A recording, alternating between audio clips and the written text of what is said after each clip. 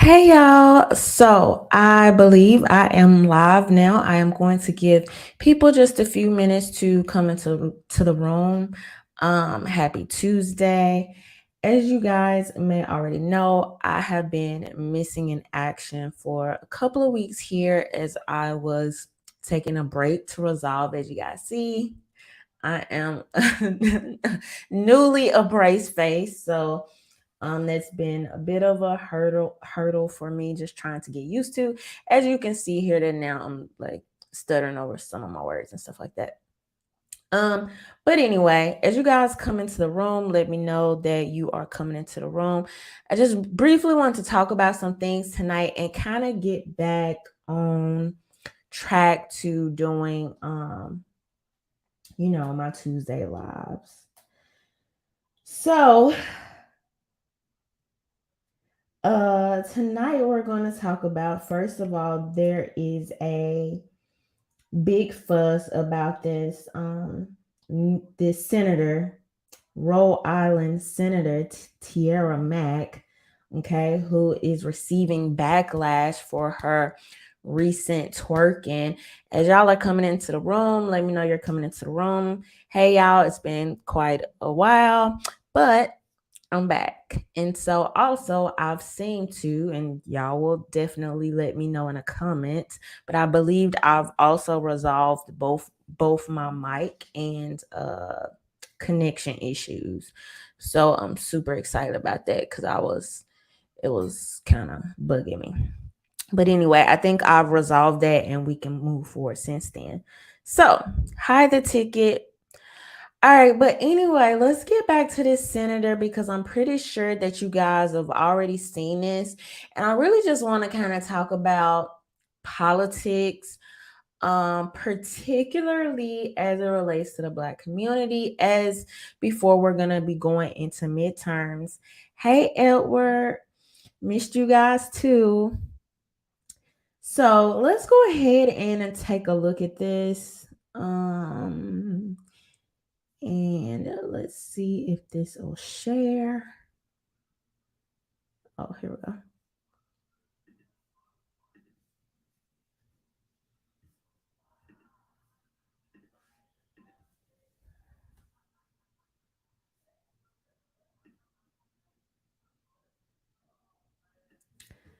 All right, here we go.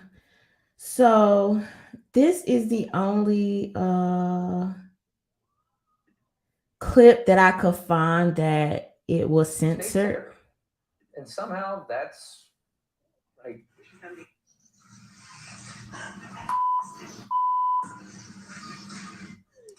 Senator Mack. So y'all see what's going on now. This is the censor version. The non-censor version has the booty cheeks. You know what I mean? Just all out, just you know, all over the place. Okay. Now, pretty lady, nice shape. Not that great of a twerker from what I can tell, but neither am I. Like, if I'm just being serious here.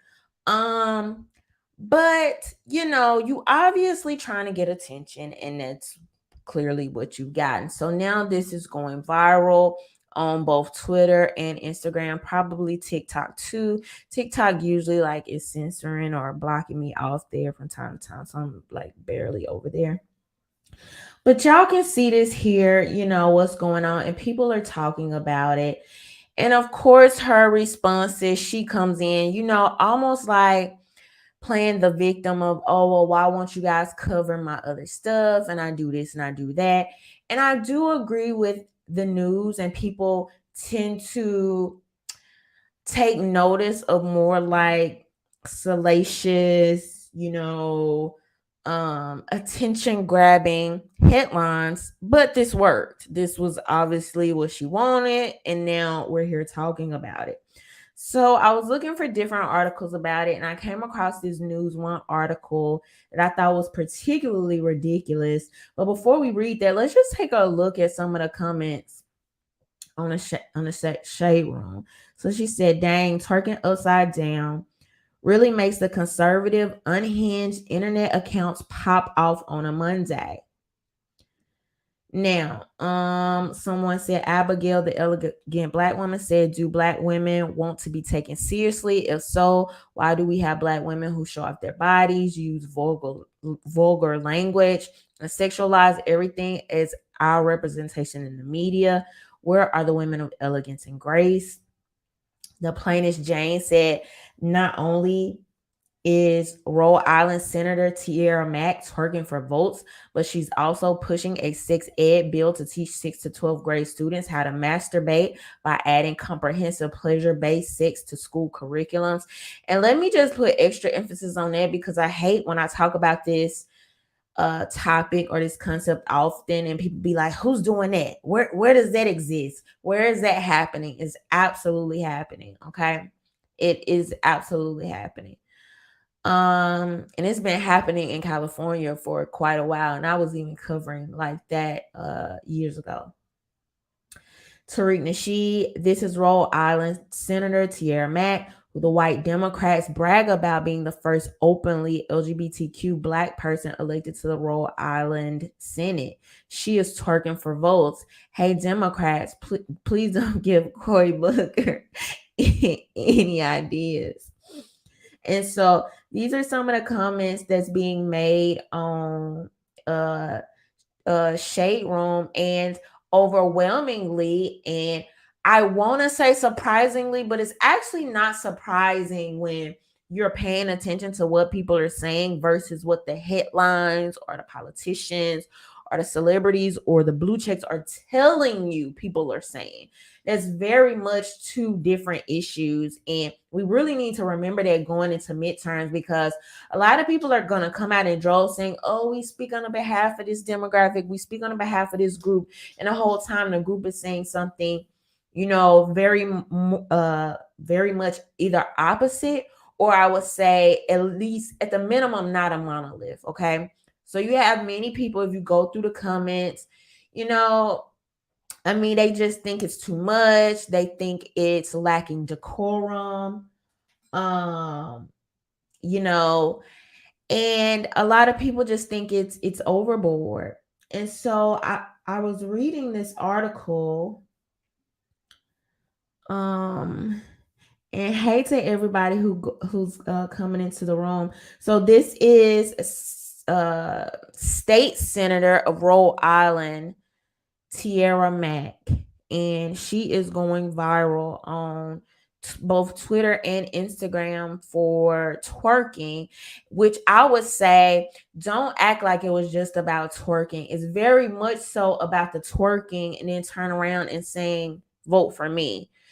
So you're obviously doing this as a publicity stunt. It wasn't you just got caught up in the moment out with your friends. You were at a bar or a brunch and you were twerking alongside your homegirls and somebody caught you on camera. This is not that. This is very much so you twerking, bare booty, butt cheeks out on the beach. You upload the video with the tagline at the end, "Vote for me." So to try to pretend like this is anything other than that is just playing on our intelligence, basically. But anyway, I came across this article and I'm like, I hate how they try to play us with the way that they write these things. And we're going to read this and break it down. Conservatives target Black Rhode Island Senator Tiara Mack for twerking on her off day. There's an ingrained racial and gender bias in who is entitled to be seen as fun and relatable as an elected official. Let's start there, okay? Because first of all, I don't need any of my elected officials to be fun and relatable. That's me. And I'm willing to bet if you asked a lot of Americans, especially when the gas prices are skyrocketing, okay? You have young people, millennials, and everybody after that are moving back either in with their families are gaining roommates at record rates, people losing their homes, losing their apartments. You have people having to get find additional jobs and streams of income. People being told, oh, if you can't handle the gas prices, then just go buy your electric car. Like these very elitist attitudes. And in a time like this, you think that the most important thing for us is fun and relatability. And I would say even that reeks of elitism, because you have so many people out here just trying to figure out where their next meal is coming from. You have very few politicians, if any at all, talking about the incoming potential of these food deserts and food crisis. But you think fun and relatable is twerking. And then my thing is, why, like, fun and relatable can be your baking skills. Fun and relatable can be like the activities, the freaking games that you do with your families on the holidays. Fun and relatable could be your sense of fashion. Fun and relatable could be yoga. Fun and relatable could be, you know, I mean, it's just such an array of things. Your art skills, you know what I mean? Your sports talents. Like, to make it that, like, why is this idea that the only way Black women can have fun is to twerk? I really don't get the association. Now, in some instances and circumstances, can you be at a party as me? It may not look like it to you, I don't know, but as someone that's been a Black woman all my life and grew up in a predominantly Black area, twerking was mostly relegated to like parties and clubs and, you know, music. And even when I say music, only a certain type of music. So this continuous push of, oh well, it's just fun, it's just relatable. Like, some things make sense in certain instances, and sometimes, I mean, it just doesn't. But anyway, this goes on to say, over a week after an off-duty cop attacked a Black candidate in Rhode Island. Okay, this has absolutely nothing to do with this article. Another Black leader in the state faces a targeted online harassment campaign. So this is how, like, they bait you in with something that's completely has nothing to do with this and is absolutely important in its own right, but doesn't go along with this topic. Rhode Island State Senator Tiara Mack became a topic of conversation after a video of her twerking on a beach before jokingly signing off with "Vote for Senator Mack" went viral. What makes us know that it was joking? I think she does want people to vote for her. I don't think she was joking by saying that at the end of the video. There's no mistaking this short clip for an official campaign video or series asked for votes. State legislator or not, State Senator Tiara Mack is not here for the online ridiculousness. In tweets Monday, Mack seemingly shrugged off the faux outrage contrived in a political hit by conservative accounts across social media platforms. Dang, twerking upside down really makes the conservative, unhinged internet accounts pop off on a Monday. I also don't like this thing that they continue to do, is to make it seem like having any sense of decorum is political. Like, that's what they've tried to do. They've tried to attach this idea of conservative and make it so political that they make you feel like any traditional value, any morals, any level of decorum, oh, it must be attached to this word conservative, which only this particular person that looks like this or this demographic of people, you know, and oh, you don't want to be involved with that, do you? Only conservatives are saying this because, you know, nobody that has any sense or relatability or any fun or possibly in a demographic that I'm in could have this type of opinion.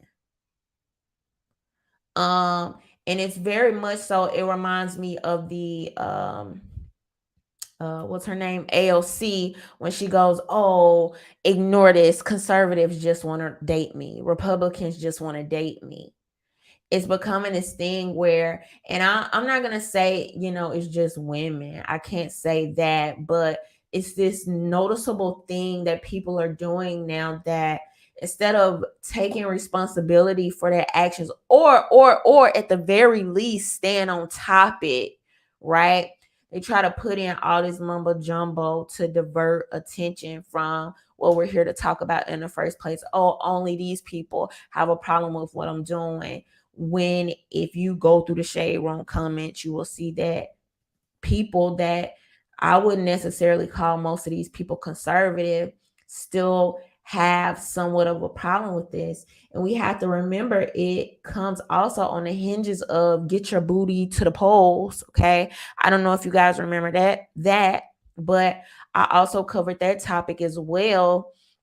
And, it's just very low level, low brow, very attention seeking, low IQ, low uh, uh, expectations, bigotry, soft bigotry of low expectations, that I believe is being thrust on Black voters. And then she even goes on to use her identity as a Black queer woman. You all should know the answer. It's no. Let them carry on their narrative. Me, I'm gonna be joyful, free, and unbothered, as if the only way to be joyful, free, and unbothered is through twerking, when joyful, free, and unbothered can literally be going outside and grounding and placing your bare feet into the green grass or hugging a tree.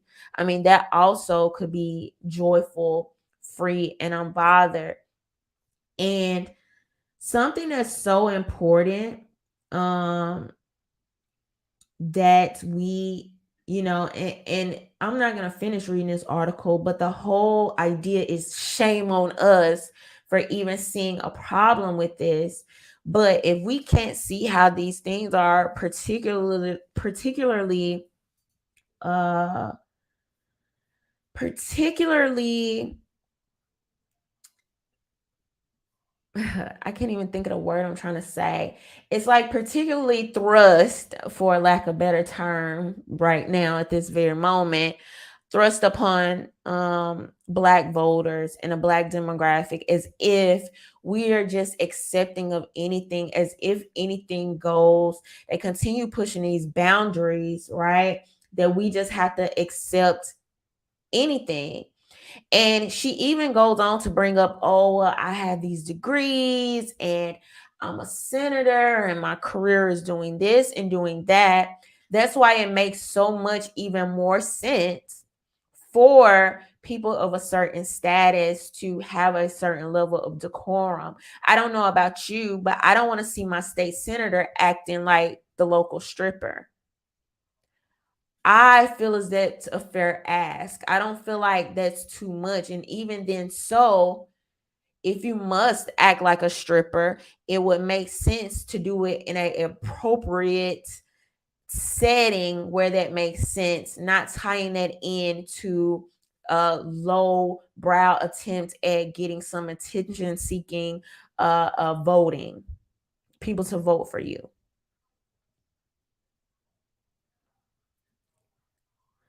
So we have to remember, I'm glad Amari brought this up. They were recently twerking for MLK. That was MLK Day. That was done by Black Lives Matter. Black Lives Matter. You had your get your booties to the pole.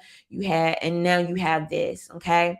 And somewhat different, but still in that same category. I don't know if you guys remember this, but it was a vaccine commercial that was telling people, go and get vaxxed.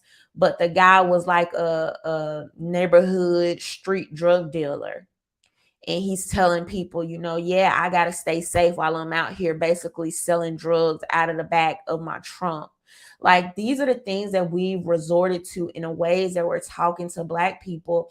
And it's like, if I say it's like certain people can get away with what if any other group were to implicate about black voters would be called racist, would be called bigoted, right?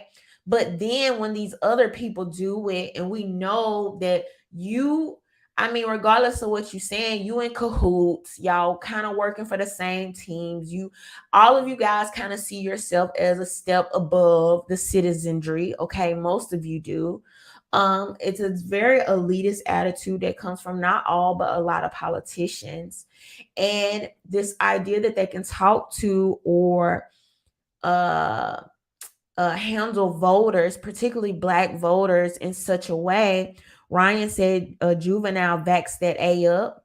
Okay, I'm sure you guys remember that. They literally turned a hood classic. Okay, and everybody knows when this hood classic comes on in the hood, all right, or whatever, you know, twerking gets appropriate. We know it's gonna be some twerking going on when that song comes on. This song has been around forever, and you have these people who are solidified in hip hop history, and you go and ruin this song to pander for the pharmaceutical companies. So our like for music, for hip hop music, for a certain type of hip hop urban culture should not supersede policy. It should not supersede decorum and ethics, particularly as it relates to voting and policy and who we are deciding represents us. And so, yes, I've seen this woman come across my timeline before. And even I think it's unfortunate that what's bringing the most attention to her is this twerking video. So, in some regards, we can say that it's working. But what about the idea of teaching people something that they've never known? What about the idea of actually getting in those offices, in those halls, and representing the people by doing what you're actually saying you're going to do? And let us please not forget, when we actually look at, and this is why most times I call progressiveness actually it's very regressive, because most of the things that our ancestors fought diligently for and were committed to, we are now doing the opposite. Let us not forget that a huge part of the beginning of feminism, the feminist movement, was the fact that women did not want to be identified as their bodies. They wanted to be seen as more than their bodies. They wanted to be seen as more than their sexuality. They wanted to be seen as more than the person on these Playboy covers. That was a huge part of feminism that we now rarely talk about because it's not as beneficial, right? And then that gets us back to the pharmaceutical companies, because now you have women leading with their bodies. You have women that are just turning 18, haven't even jumped off the porch yet, and are already getting on OnlyFans, okay? You have them wanting to teach that sex is just this huge, most important factor of you. Your sexuality and your gender identity is on the forefront of who you are. And now you only lead with your sexuality. That leads to more people having more reckless sex, people being more promiscuous. That now feeds into big pharma, because now you have more women who are not only dealing with things like depression and mental health issues, but you also have tons of women having these abortions because now they don't want to keep these children, because these children do not fit into this hedonistic lifestyle that we've been told is the only way to be joyful and fun and free, is to lead through your sexuality, not through your brain, right? Not through what you know, your knowledge, what you can do for it, and how you can help the world. It's this huge push in the media for people to lead by their sexuality and their gender identity as if this is the summation of who you are, when actually this should be one of the most insignificant levels of what you have to offer the world, right? And even feminism, a huge part of feminism was the actual distinction between men and women. That was the very basis of feminism, but they want to remove these things. It's not it's actually regressing. You now have a 39-year-old, I believe 38-year-old, if I'm not mistaken, might have been 28. I don't know, something with an 8 on the end, skateboarder that can outbeat a teenager. Okay. You decide to be a woman for a few years, and now you're coming literally undoing Title IX and all these other things that told women that they can have a space for themselves and fair opportunities to be in these spaces. And so much of this is being regressed. You recently have, I believe, Bette Midler, and I meant to have had this pulled up, which I don't. But both Bette Midler, I think that's her name. Y'all let me know if I'm wrong in the comments. And Macy Gray, who have made comments recently talking about this. Bette Midler, I believe her Twitter post was similar to mine, how they are similar to my comment I just made about how they are trying to almost like leave women out of these conversations or change the way that we're describing women. And then Macy Gray goes on to say on a late night talk show that what was her statement? Changing your body parts and all of this does not give you the essence and the being and the struggles of a woman. And both of them are getting backlash for that. Of course they are, but if you actually go into these spaces, and I say this so often because it's important not to just go off the headlines. It's also important to see what actual people are saying and talk to actual people. And you will see that most of these times people are agreeing. I do not think this country overwhelmingly, and I recently talked about this, I think, in both my gun owners radio interview, as well as when I was in recently in Columbus, Ohio. I went to speak with the organization America's Future to talk about gun ownership.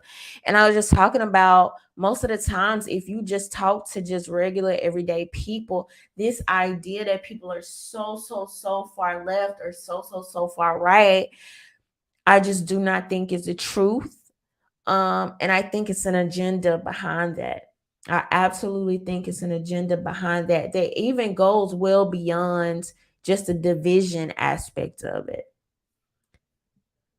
Because if you're telling people, I had somebody email me a couple of days ago, and he said, "Hey, Rhonda, I just want to thank you for what you're doing. And I want you to know that I have similar thoughts and opinions, and I just do not speak out for fear of backlash." And that's not my first time getting a comment like that. I get these comments pretty often, and it's unfortunate. It's unfortunate that we've created such a polarizing atmosphere that people that don't think, unless they're so far into these boxes that we're told we're supposed to fit, they're feeling like they can't speak out. You can. It's way more people that agree with you than you think. Thank you, Rakim the Great. Thank you so much for the super chat. So let's keep this in mind going into midterms. Let's pay attention to what we're seeing these politicians do and say. I think it's very interesting that on some levels um, it appears to me that, especially with the young guy that was recently shot, Jalen Walker, which was a recent incident where a guy got out of his car and was shot several times by the police. Now, I am not fully up to date on this story. I have not deep dived into this story, so I cannot give you all the facts and the ins and outs. Um, I just do want to make a note at this time. What I find very interesting is that you have so many politicians who in 2020 would have used this to their advantage, have either not mentioned it or are calling for people to remain calm. And I believe that's because these people do not want to flare up going into midterms. So what I believe happened is, in 2020, you had these talks about defunding the police. Well, a lot of your politicians just recently came out. A guy, I covered him the last time I did a live, who it was like a black, I think he was a black senator, I want to say out of New York. But he basically came out and said that defund the police did not work to our advantage. Stacey Abrams recently came out and said defund the police did not work to our advantage. We actually need to fund police more. I don't think they're getting paid enough, this and the other. So a lot of people that would use these things to their advantage in 2020 are now nowhere to be found because you had so many white liberals, white Democrats, and old Black American Democrats who saw the crimes increasing with their own eyes in these communities. You can hashtag what you want, you can say what you want, but when you see videos coming across your timeline of grandmas getting stabbed in the neck, and I believe this was New York, okay, women getting shot in cold blood in New Orleans.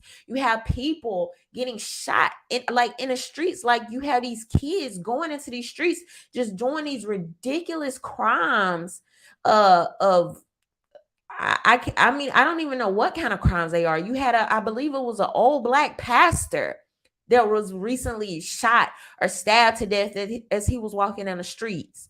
Like, so you can hashtag, you can tweet, you can hashtag defund the police, but at the end of the day, people are going to know what they feel. And right now, people are feeling the gas prices. People are feeling what's going on with the rent. People are seeing the crime in their neighborhood. They're seeing a crime in their neighborhood increase. And so you have some of these people that's like, nah, we're not feeling it. And you have Democrat politicians either saying it, they're either not saying it or they're saying it quietly, okay? But they're like, yeah, defund the police didn't work for us. We need to go another direction, because a lot of these people that voted for us in those two demographics that I just named, they're not going to be on board. They're either going to check out altogether or you're going to see a red wave coming. That, like, those are going to be the two options.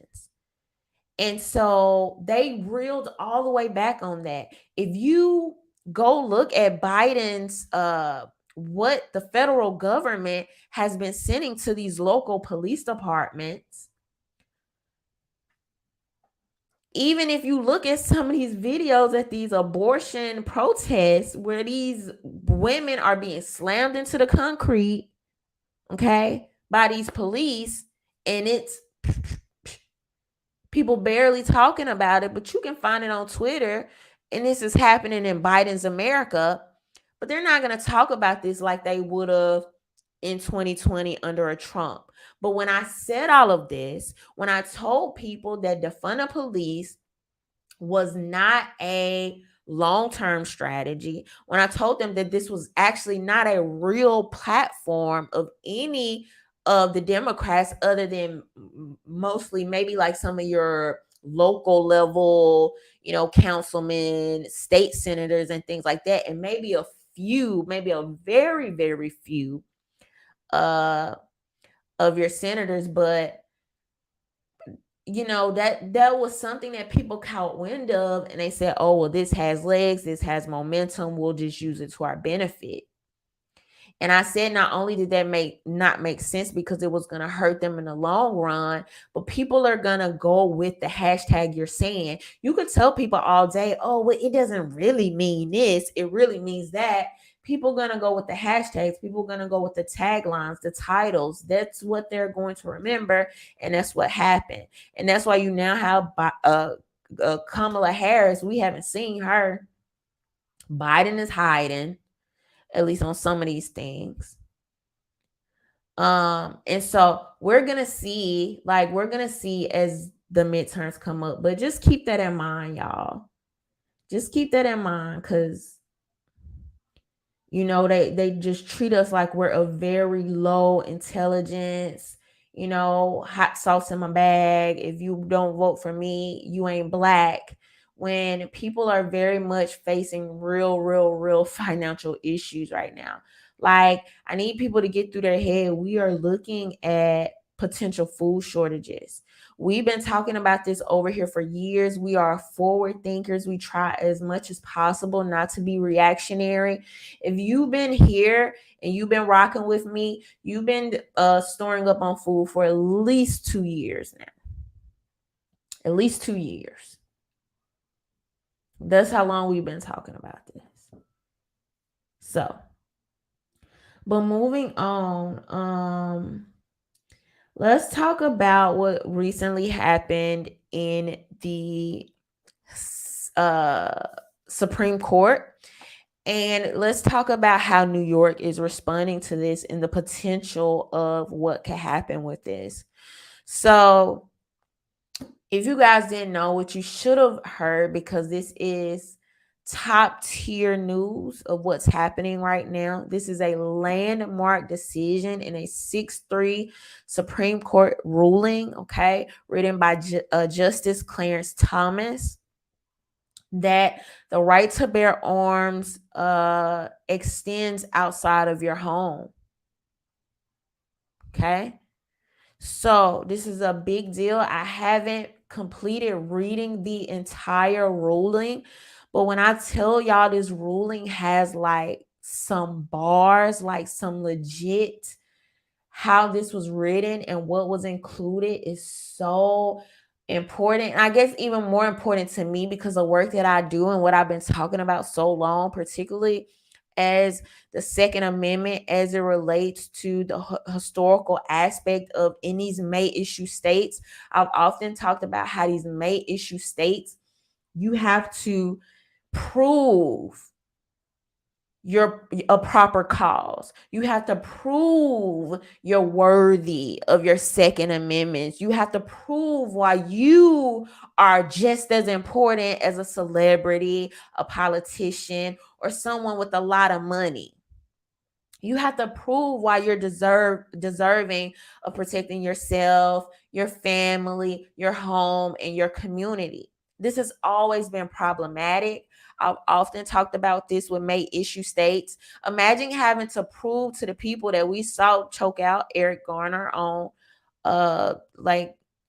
all across social media, having to prove to, and that's just one example, but there's plenty of New York having some of the most overbearing and disgusting, regardless of how progressive and liberal they try to pretend that they are in New York, where stop and frisk is very much or in recent years has been common and is very much against our constitutional rights and privacy rights as well. Okay. So having to prove to these same people who in some cases don't want you to be armed, and we're going to even hear the governor here say this in a second when I say this clip, because they think on site, they see you with this tool and they assume you're a criminal, right? That's the first thing that's going to come to their mind. Not that you're a law-abiding American citizen that wants to protect your life in a city, in a state where there's obviously been increases in crime, where you see people in New York like the guy that came to the grocery store and killed those people, saying, I'm specifically gonna come to New York because I know you have crappy gun laws and I'm least likely to be shot there because I know people won't be carrying. Okay.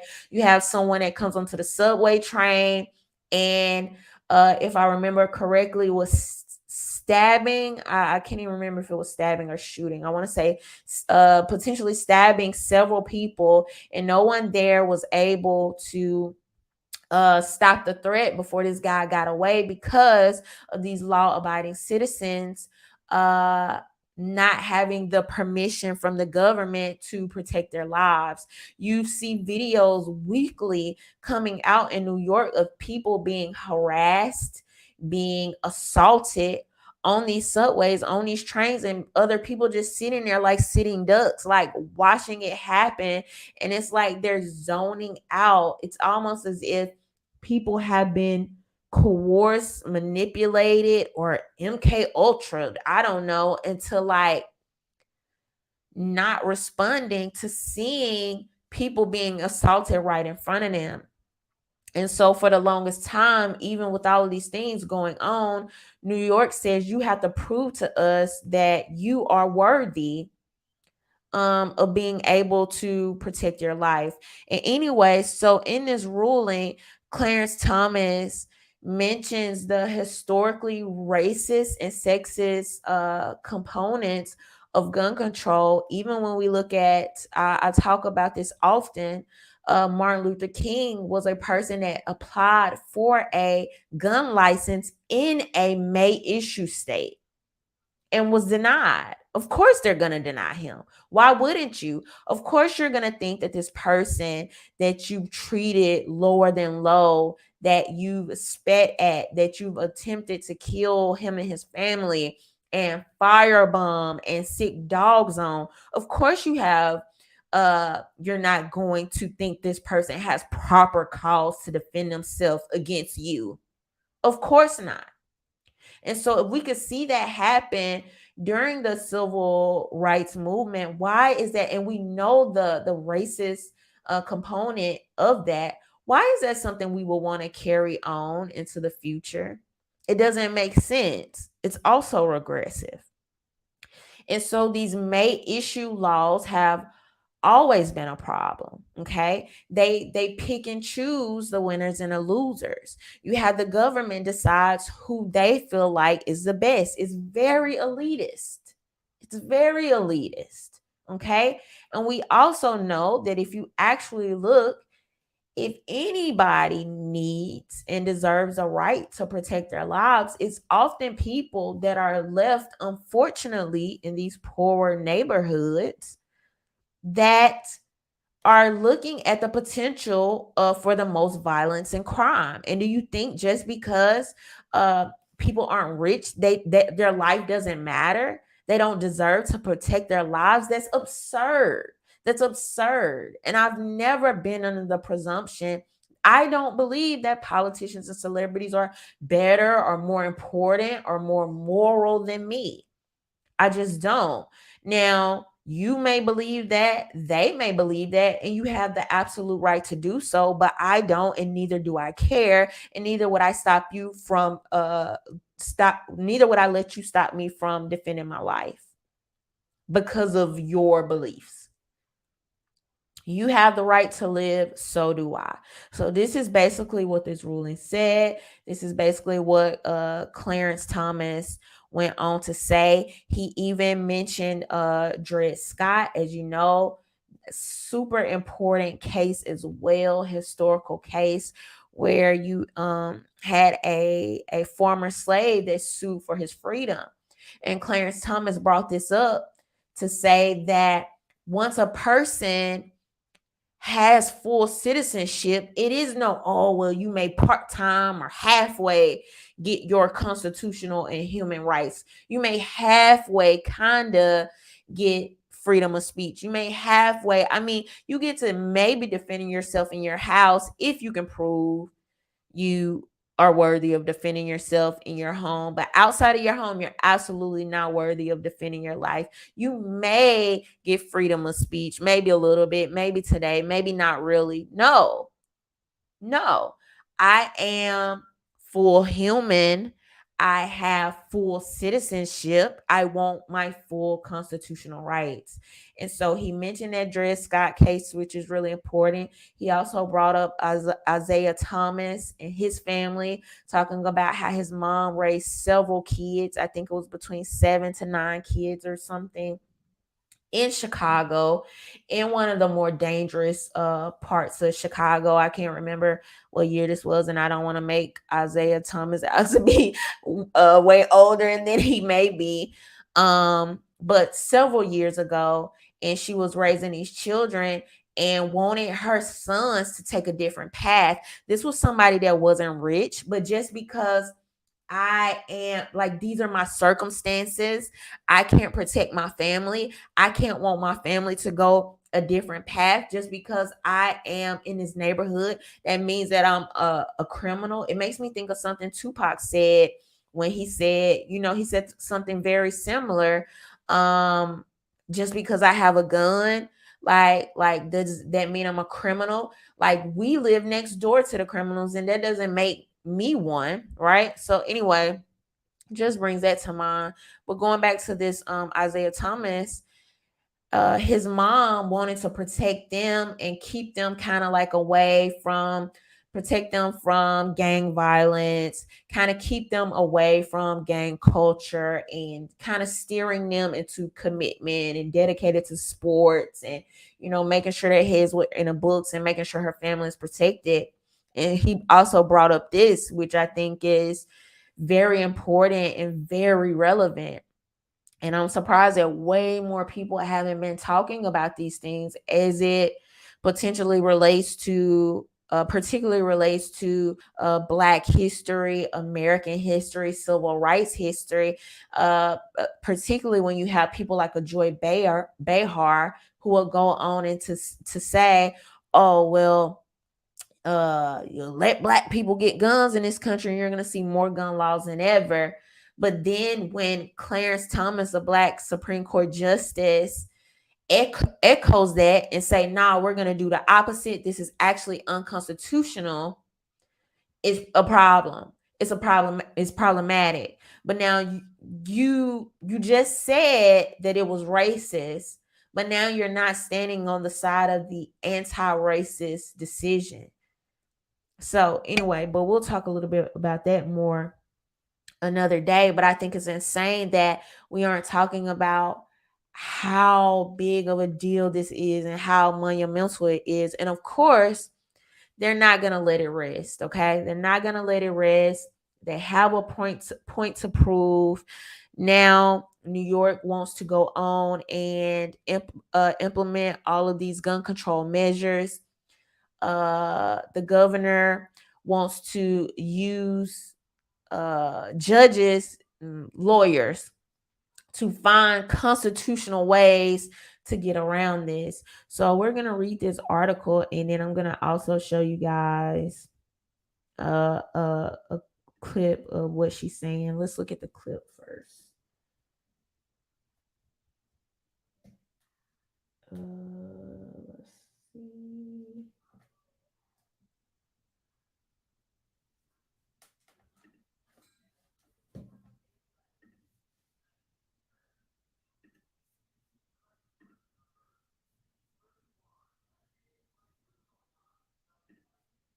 Let's see. You have the right to stop concealed carries from individuals from carrying a gun into a sensitive place.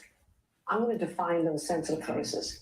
I assure you, we are not going to allow this to happen on our subways. We just had a shooting a few weeks ago. I'm not going to allow it in your schools or churches or all kinds of places. So we're going to be crafting that language right now, because I'm not ceding my right and my responsibility as the governor of this state that wants protections. I'm not giving that up. So the breaking news of the night in terms of New York's reaction is you are calling back the legislature. Yes, we are. And you are saying we need to write a new law with an eye on what the Supreme Court said today to try to find a way to thread these legal needles to create enough protection for New Yorkers against, it's basically protection against the Supreme Court. Yes, I will. I'll go right up to the line. I'll make sure that it's legally sustainable. I'll have constitutional scholars advising us. We'll get it right. But I'm not prepared to surrender. And surrendering means more loss of life. In a very populated urban area like our cities, today I had a convening of Mayor Adams and the 5 upstate mayors from Buffalo, Rochester, Syracuse, Albany, and Yonkers. I brought them all together. And I said, this is going to be a problem for your law enforcement. Think about this. When our police are out in the streets trying to protect people, how are they supposed to know when they see some evidence that someone's carrying a gun? Is that a lawful concealed carry? Or is that someone prepared to do harm to another individual and maybe go into a grocery store like in Buffalo and shoot everybody up? That's what we're facing here. This is going to be a real challenge for law enforcement. And so that's her biggest concern. Her biggest concern is law enforcement, not the people. Not because if that's the case, where was law enforcement protecting those people in that grocery store? Where was law enforcement protecting those people on the subway? Like, you go on to mention the subway where you had no officers, where you had no ability for these people to protect themselves. And you have a place like New York who is steadily increasing the police budget, but you're proving a time and time again, you cannot protect citizens to this extent that you are pretending you are in this fake utopia. It's just ridiculous. Also, then to go on and talk about sensitive places and to name churches as if people haven't gotten shot in churches. And we saw 2 recent, somewhat recent incidents of this, one being in Texas, and we're both were in Texas, I believe. Y'all correct me if I'm wrong in the comments, okay? Where you had, or was that Georgia? The Dylan Roof incident, okay, is the first one I'm talking about, where Dylan Roof goes into this majority Black church and kills several people.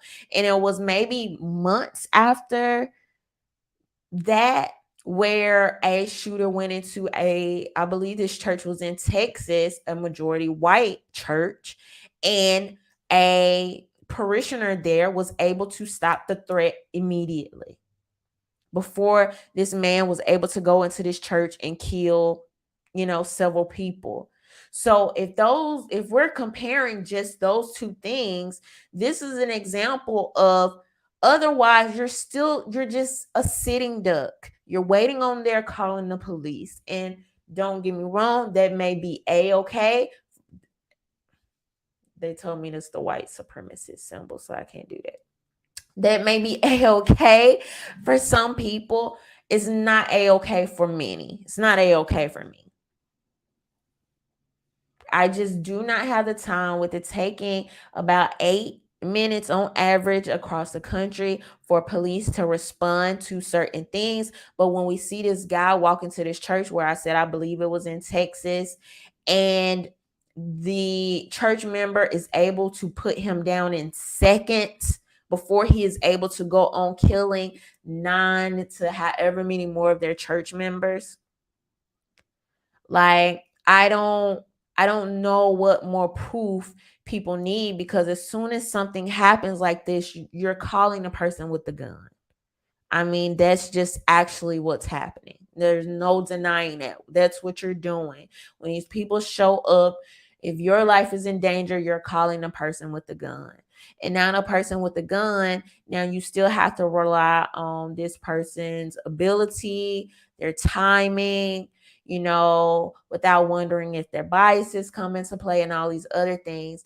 And then for this governor to even go on and talk about, oh, well, we don't know if this person is carrying lawfully. There are systems where in some states, your permit comes up along with your license. your ID. Okay, so let's start there. And second of all, if no crime is committed, you are not a criminal.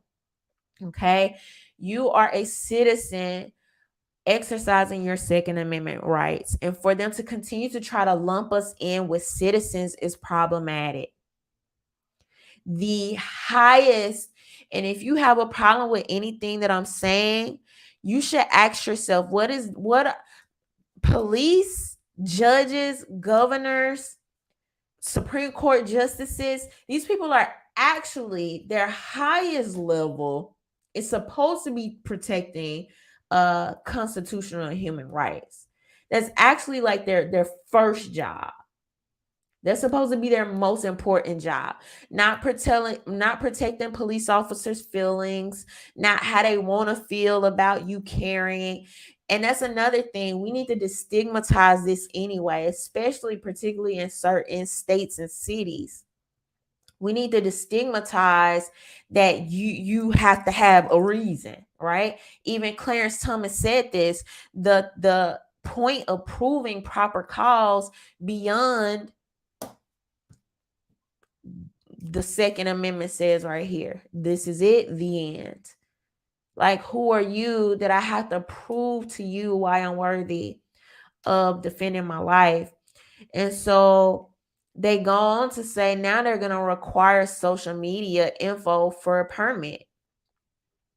The New York State Senate approved sweeping legislation Friday afternoon that will ban concealed weapons from so-called sensitive locations like Times Square, public transit, and other venues, while requiring gun permit applicants to give the state information about their social media accounts as well as character references. So they want to go completely against what the Supreme Court has done. This to me is the embodiment of what it means to be an American. In honor of our 4th of July weekend, I look forward to signing the legislation as soon as it's finished, Governor Kathy Hochul said at a press conference following the vote. The Assembly passed the bill Friday night, and soon after it was signed into law. Debate on the bill began early Friday, one day after the extraordinary legislative session called Hochul began. A delay attributed to last-minute negotiations over a conceptual deal touched by the governor earlier in the week. This is a very nocturnal place, she said, of the final bill language dropping in the middle of the night, part of the course in a state capitol where legislators often get little notice before votes on controversial bills. So this just goes on to talk about this. And they're going to require, this is the government telling you that they are going to require your social media handle to for you to get a gun permit. First of all, not only does it go against what the Supreme Court just said, because it's still proving proper cause. And ironically, I think a few days before this news came out, I did a funny video on Instagram that deals with this very topic of saying stuff on Twitter, tweeting these things, and then it being used against you at a later time. If you're not following me, I meant to say on Instagram. Did I just say Twitter? I meant saying things on Twitter, but I posted the video on Instagram. If you're not following me on Instagram, you should, as I've been posting way more there as of late. Rhonda_Mary. I also have my backup page, RhondaMary Vids. But I was like, wow, I made this video and then this news comes out. And if you don't think they will use that for a reason, then you have no idea what you're up against. You have no idea what you're up against. Please believe they will use that against you.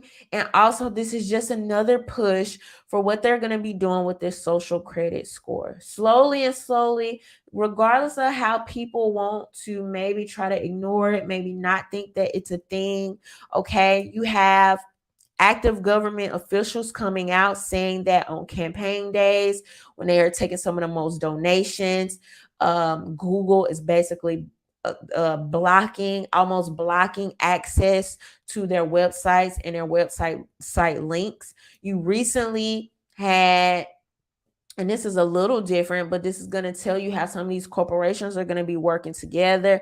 You recently had UPS came out saying they're not going to be shipping gun parts from or to retailers who sell gun parts and things like that, and customers. You have all these instances of people who were tied into politics or into anything with guns, who were being denied like access to either PayPal or their credit card platforms and things like this. And I think recently even some news came out with a credit card, and I'm gonna look more into that because I don't want to like misquote anything. But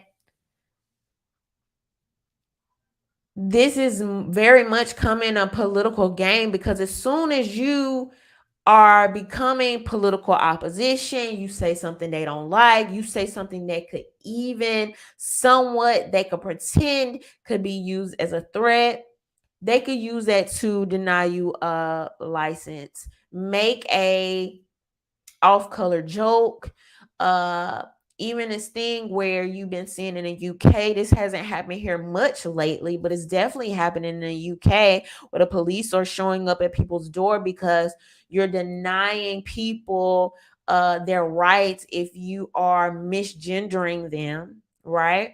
You can be banned, ostracized from social media, and now in some instances it's even being taken to the criminal system.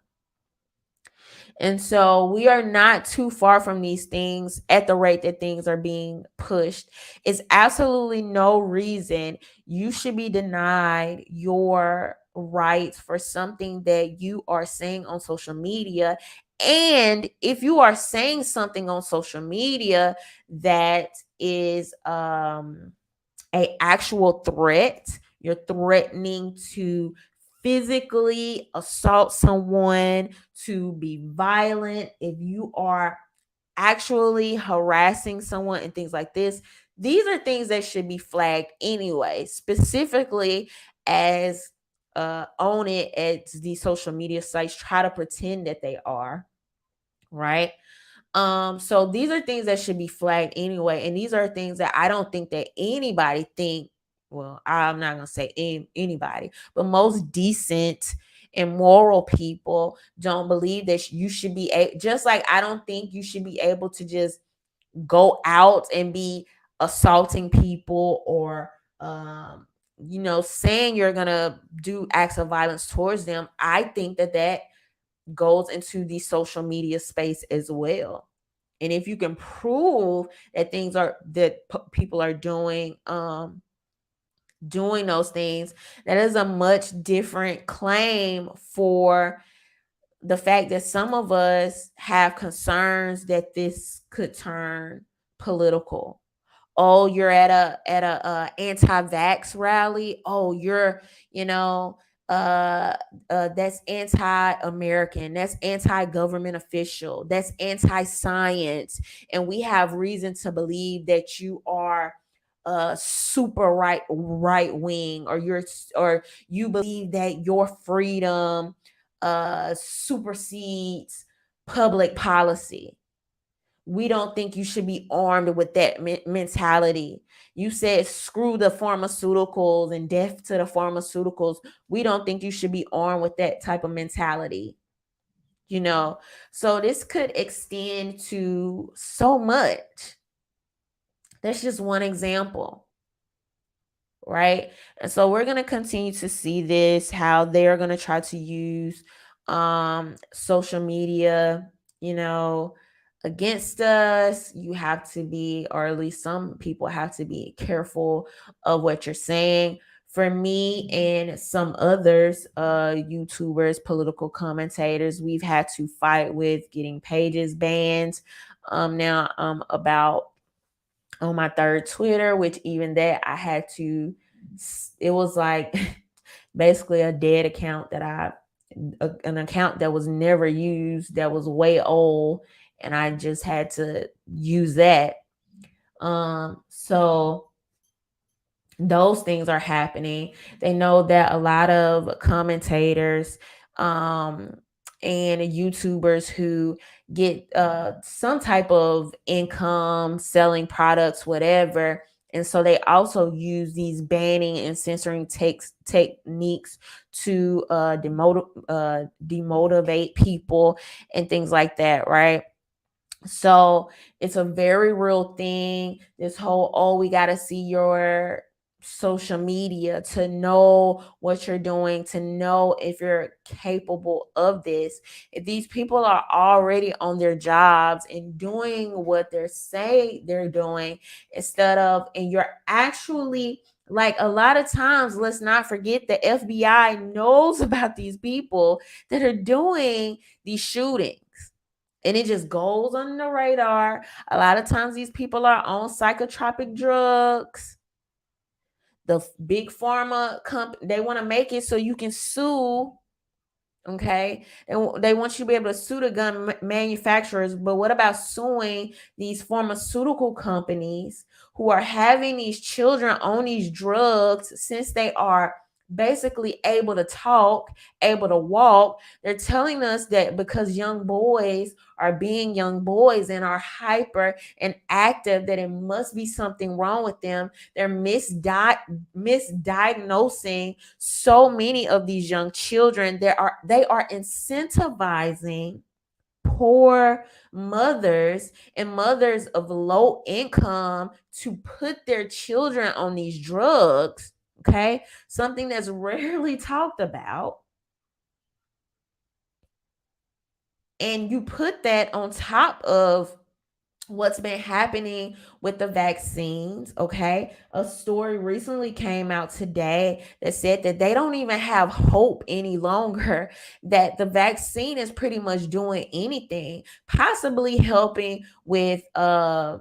At least that's what they said. But as far as actually keeping you from getting a virus, it's not doing anything.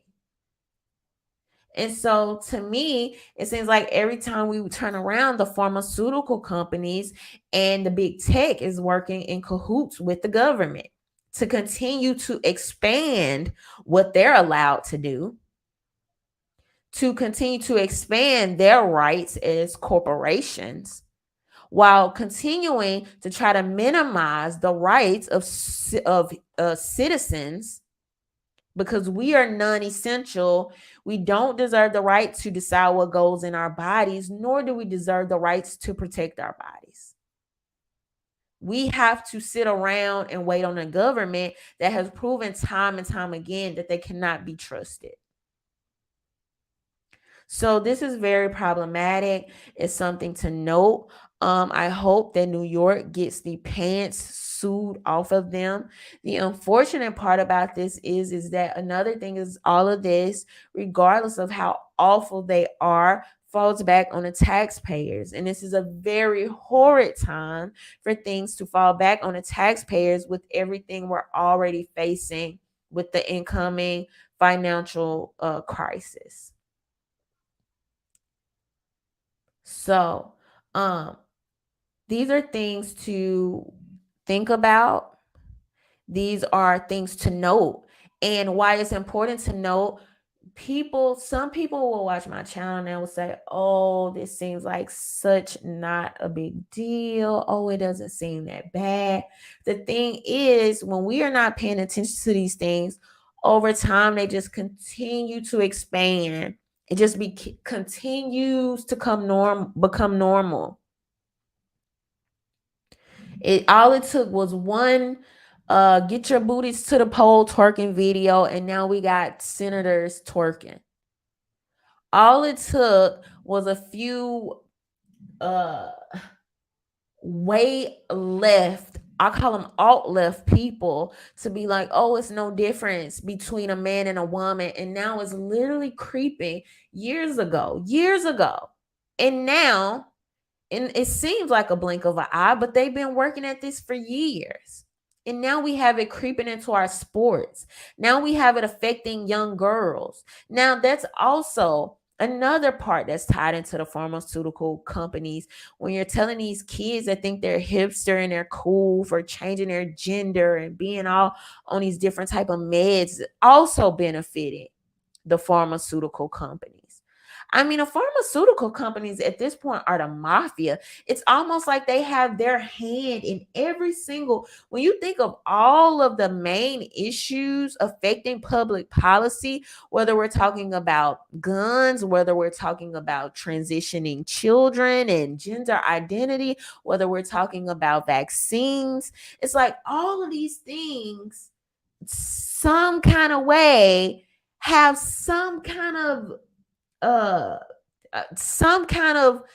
relation to big pharma.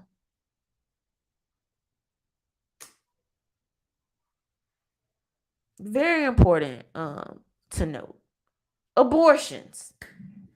More abortions, more money for big pharma.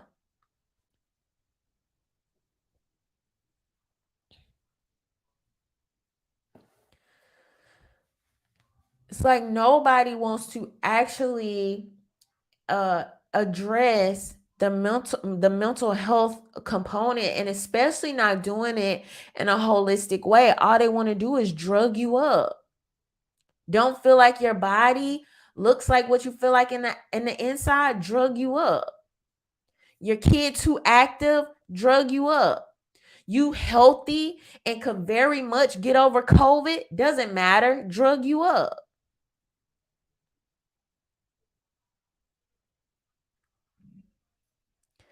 Big pharma is a huge, I'm talking about out of this world stain on this country that most people do not really put into the proper context.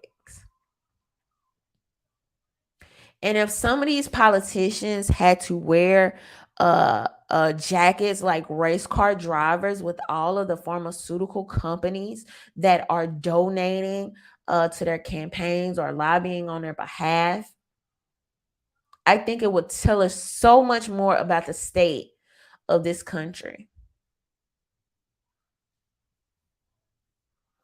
It's ridiculous, it's absurd, and it's scary.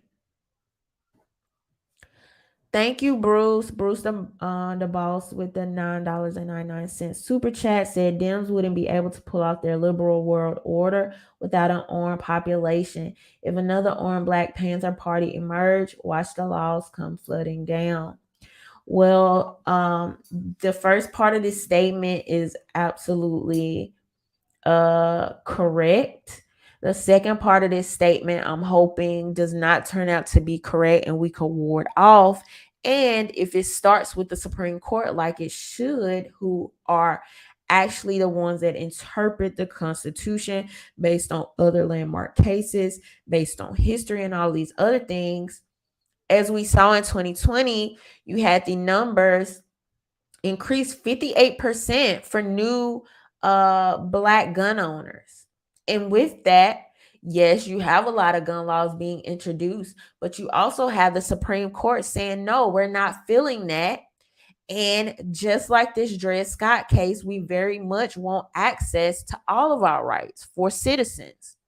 You have half of the country that is now constitutional carry.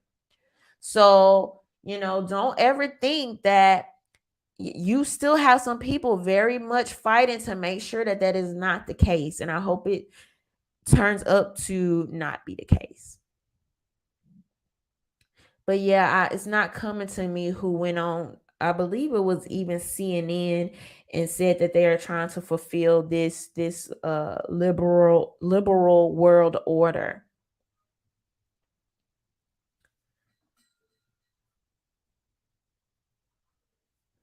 So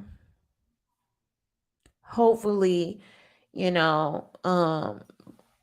because the Supreme Court, the highest court in the land, interprets the Constitution, the state is supposed to be relegated to those rights, the Constitution, and then what's beyond that or what's not set within the Constitution, the states can decide. This is exactly what happened as it relates to abortion, the ruling with the abortion. It's like, well, the Constitution doesn't mention abortion specifically, so therefore we're going to leave it to the states. The Constitution does mention the population, citizens having the ability to be armed. So we're going to say, as a Supreme Court, we're going to say this is the ruling, and the states need to recognize this. It seems like they're doing their job to me. You may not like it, you may not agree with it, but their actual job is to translate that and to leave everything else up to the legislative branch. They're not supposed to legislate from the bench. And if we were learning civics, if we were understanding history, I think a lot more people would have a better understanding of this. But anyway, let's see what happens. Let's keep an eye on this in New York. This is going to be very, very important for the future of gun rights.